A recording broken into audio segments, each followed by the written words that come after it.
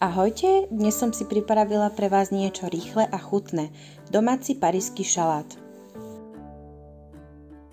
Na jeho prípravu budeme potrebovať mäkkú dietnú salámu, hrášok, buď domáci varený alebo sterilizovaný, tatarskú omáčku, majolku, šláčkovú smotanu, cibuľu, mleté čierne korenie, vegetu, soľ a zavárané uhorky.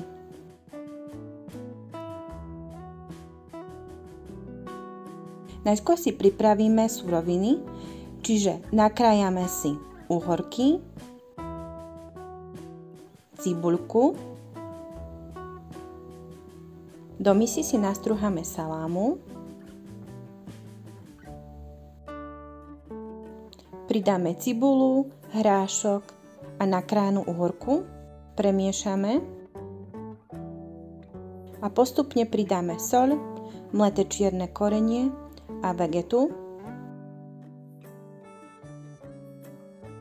Ingrediencie si poriadne premiešame, aby sa nám prepojili všetky chute. A postupne pridáme tatarskú omáčku, majolku,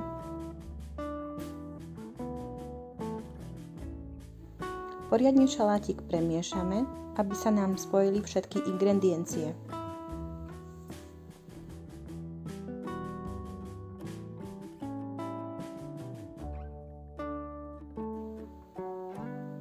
Ak sa nám zdá šalátik príliš hustý, môžeme ho zriediť šľahačkovou smotanou.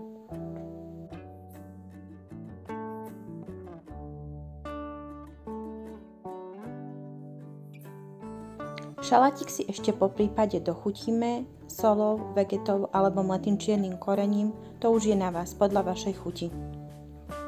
Toto je výsledok nášho dnešného receptu. Takže ak sa vám toto video páčilo, nezabudnite dať like a odber. Ahojte!